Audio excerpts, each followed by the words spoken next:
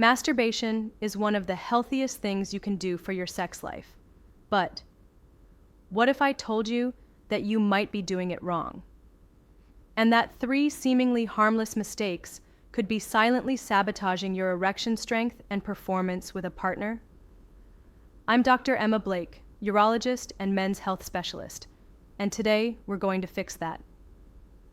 Let's start with something most men never hear. Masturbation is normal, healthy, and beneficial. It can reduce stress, help you sleep, support prostate health, and, when done correctly, enhance your sex life with a partner. But here's what most men don't realize. Masturbation is also training. Every time you do it, you're not just chasing release. You're teaching your body how to respond sexually. Your brain is a learning machine. Through a process called neuroplasticity, it strengthens whatever patterns you repeat.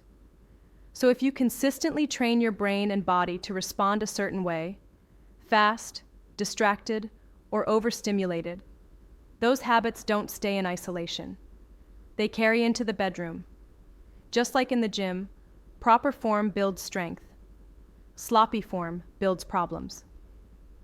When it comes to masturbation, getting it right means developing confidence, stamina, and control. Getting it wrong? That can contribute to premature ejaculation, erectile dysfunction, and a frustrating loss of arousal during partnered sex. Let's break down the 3 biggest mistakes and what to do instead.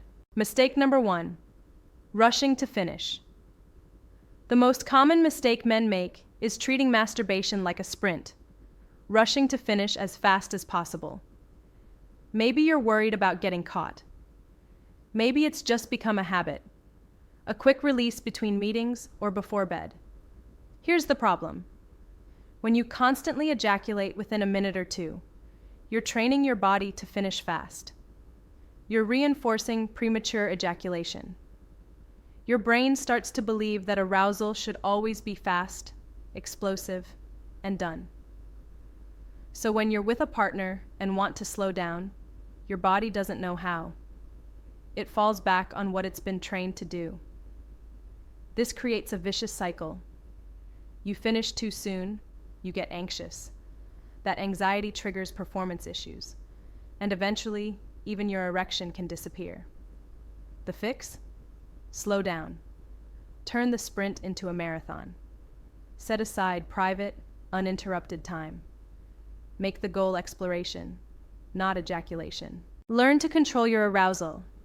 Get close to the point of no return, then back off.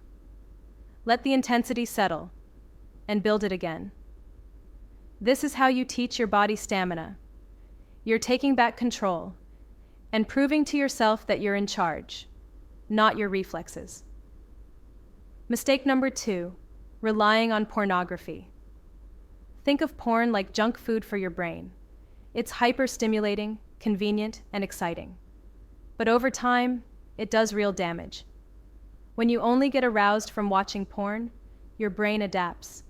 It starts needing more novelty, more intensity, more extremes, just to feel the same spark. This leads to desensitization, where real-life touch and intimacy just don't hit the same. You might love your partner. You might find them attractive. But your brain? It's hooked on a screen. This can lead to what's now called porn-induced erectile dysfunction, or PIED. You're comparing a home-cooked, meaningful connection to a fast-food dopamine hit. The fix? A digital detox. Stop outsourcing your arousal. Start using your imagination. Yes, it'll be harder at first. Your brain is used to shortcuts. But the more you practice using memory, fantasy, and sensation, the more responsive your brain becomes again. If you need a stepping stone, try erotic literature or audio content. These engage the mind without the intense visual overstimulation of porn. You're retraining your brain to respond to real connection. And that's what makes intimacy thrive. Mistake number 3, repetition and the death grip. The third common mistake is doing the same thing. Every time. Same hand, same grip, same pressure, same position. Usually lying down, often with a tight, rigid hold. The problem? This creates a narrow arousal script that conditions your body to respond only to that specific type of stimulation. Your grip, your pressure, your environment, it becomes a template. So when you're with a partner and the sensation is different, softer, wetter, slower, your brain says, "This isn't it." And your arousal drops. You've trained your body to need a 10 out of 10 intensity, and now a real-life 8 out of 10 feels flat. The fix? Become an explorer. Introduce variety into your solo sessions. Use your non-dominant hand. Change positions. Try sitting, standing, or lying on your back. Add a lubricant to reduce friction and ease your grip. The goal is to teach your body to be responsive to many types of stimulation.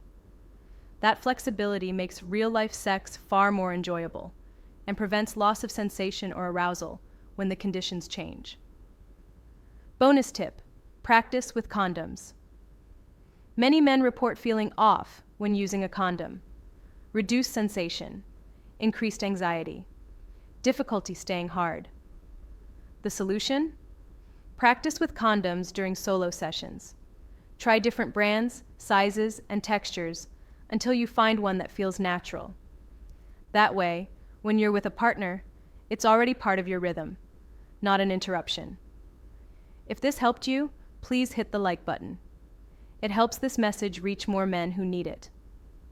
And if you want no-nonsense, medically accurate advice on male performance, intimacy, and hormones, subscribe and turn on notifications. Now I want to hear from you. Which of these 3 habits do you recognize in your own life? Be honest. No shame here. We're all here to learn. Leave a comment below. I'll be reading.